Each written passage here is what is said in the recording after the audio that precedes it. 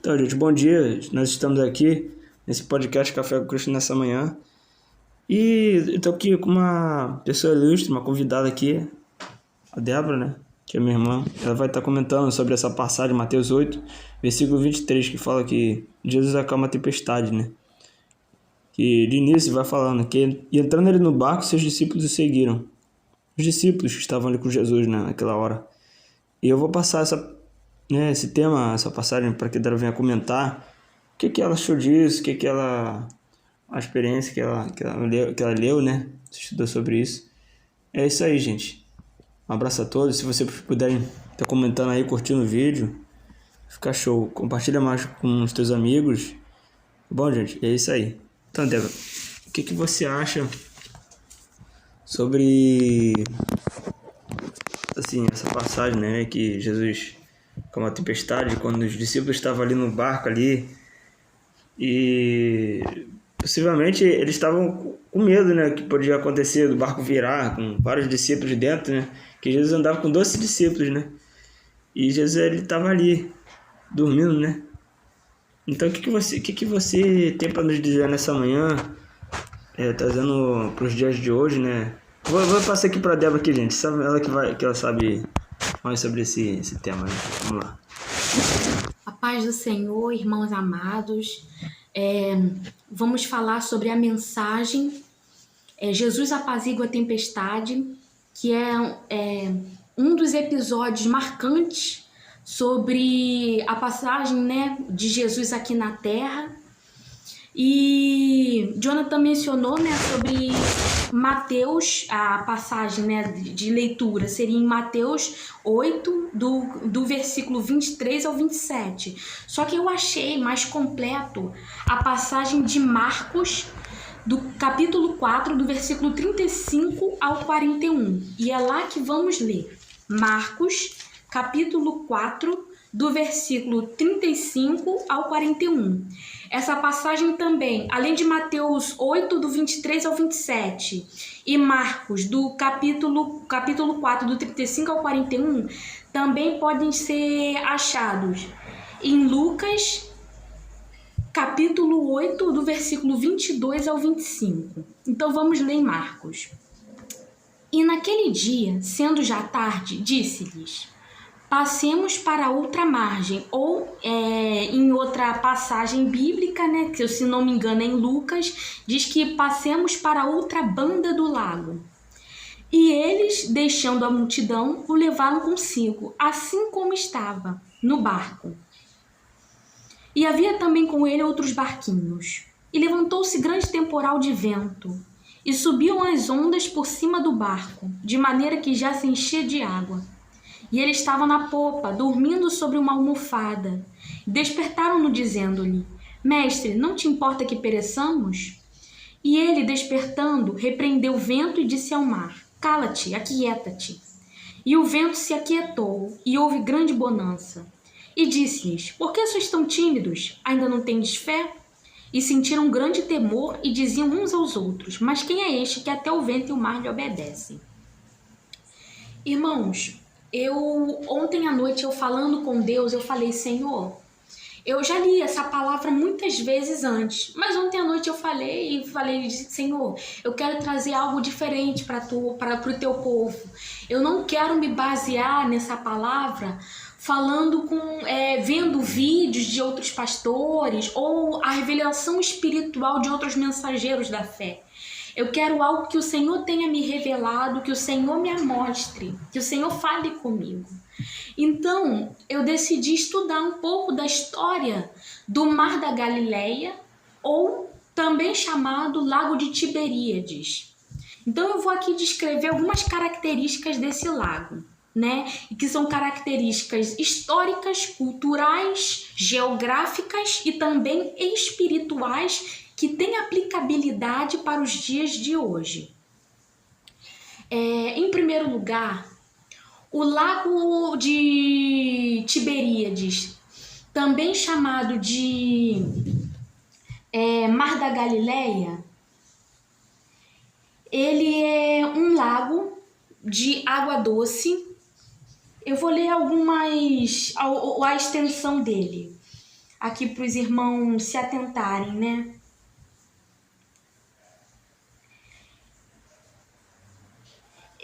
Ele é um lago que tem aproximadamente 19 quilômetros de extensão e 13 quilômetros de largura. É um lago que tem uma profundidade de mais ou menos 20 metros quadrados, né? E sua vazão é bastante alta. Esse lago, o Lago de Tiberíades, ele é um lago que ele recebe água do Rio Jordão e ele deságua no Mar Morto. Ele também é um lago com importantes características históricas e culturais. Por quê? O Lago de Tiberíades ou Mar da Galileia, ele é bastante usado para agricultura e pesca, né? Além de consumo próprio, né, de água da população, já que ele é um lago de água doce, ele tem água potável, então ele é usado, né, para consumo, para abastecimento de água da população, ele é usado na agricultura e na pesca, e ao redor desse lago existem existem importantes cidades, como Betsaida, Cafarnaum, Galileia, ao redor dele, Tiberíades. E eu queria trazer também algumas semelhanças desse lago com a nossa realidade de vida, né? Eu achei muito interessante que ele recebe água do Rio Jordão e emana, né? Ele deságua no Mar Morto. O Rio Jordão, ele é um rio bastante poluído. E ele, na altura que ele lança as suas águas no Mar da Galileia, ele é doce. E à medida que ele vai avançando até chegar ao Mar Morto, o nível de sal vai aumentando à medida que ele se aproxima do Mar Morto. E assim é a nossa vida, né? Nós como servos de Deus, nós estamos no meio de uma sociedade poluída, como o Rio Jordão, ou morta, como o Mar Morto, né?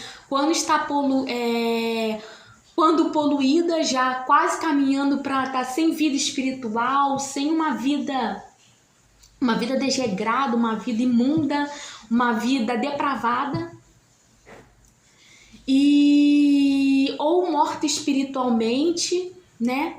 E a gente tem que fazer a diferença, irmãos, porque nós somos esse lago de água doce, né? A gente tem que transbordar a palavra de Deus. O mundo vê a gente como uma Bíblia. E a gente tem que emanar essa água potável, né? A gente tem que permitir que Deus nos use como instrumentos na mão dele, como uma fonte de água viva, né? Que brota assim de um lago de água doce, né? Que brota para as pessoas beberem dessa fonte, beberem desse lago.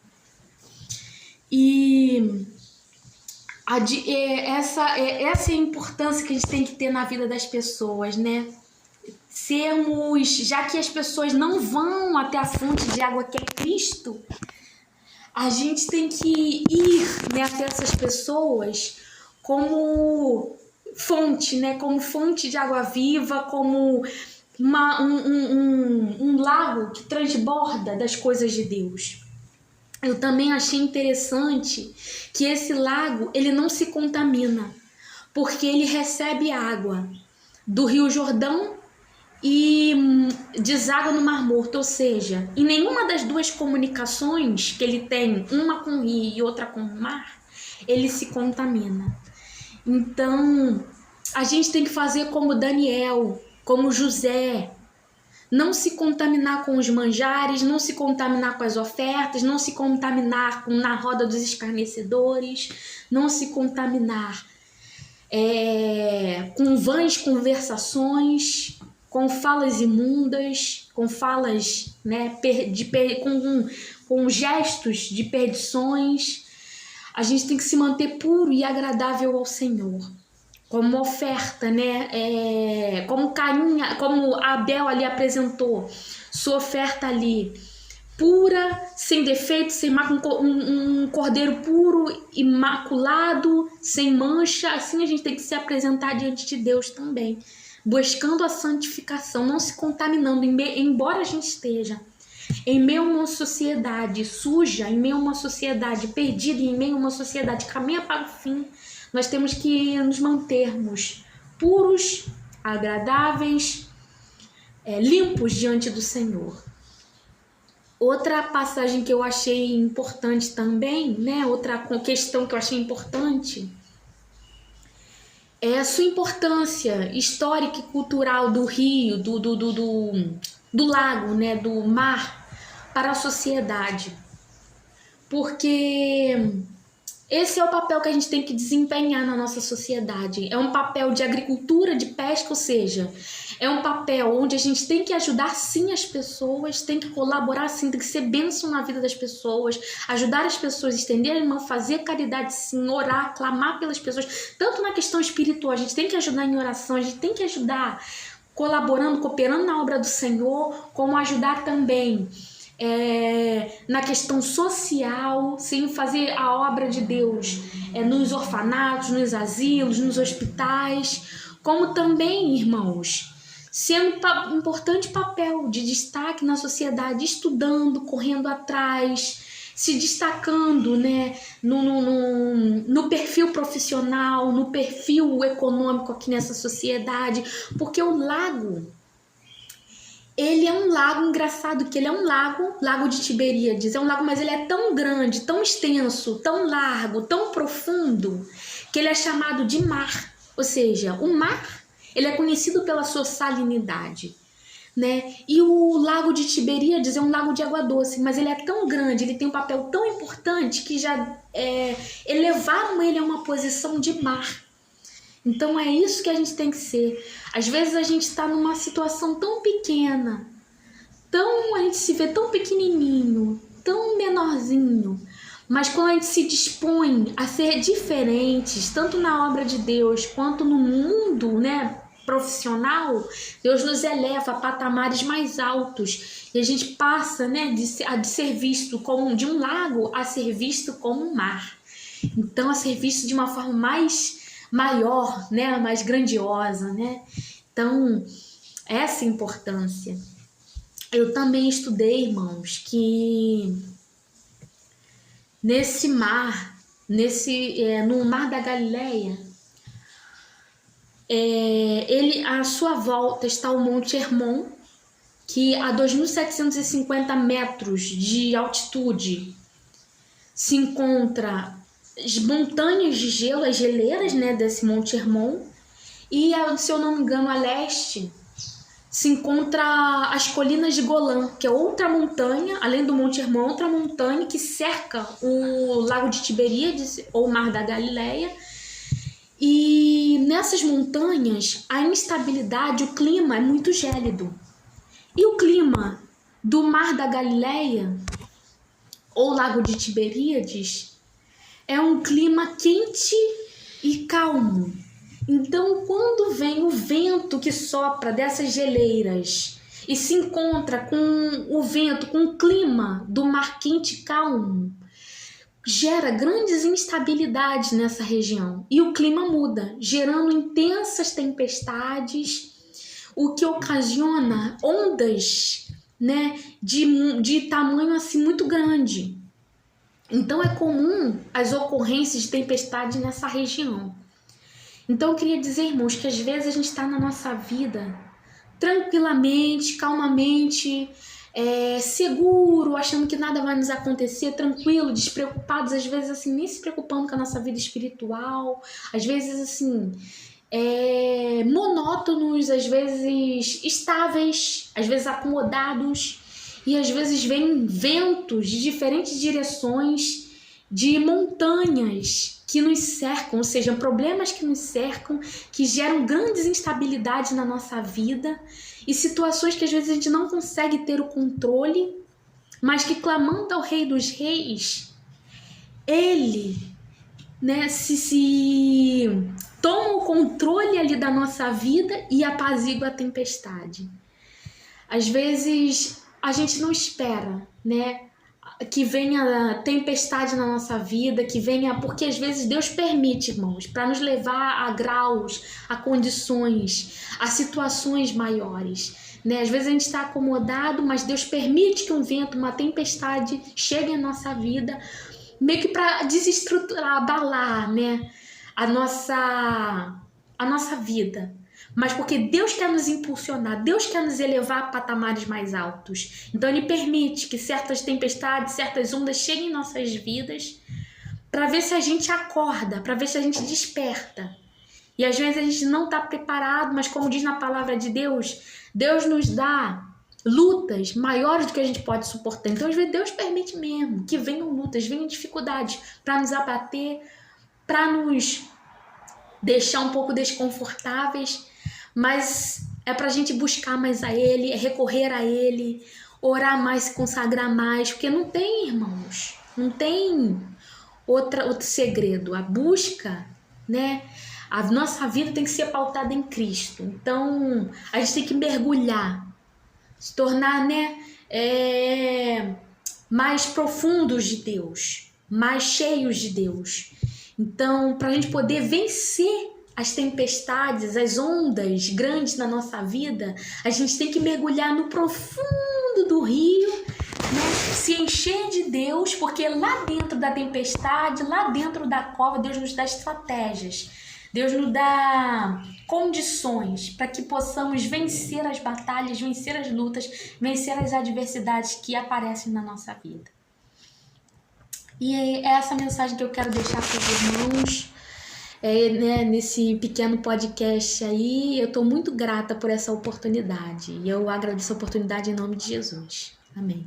E eu quero agora passar a palavra para o meu irmão Jonathan.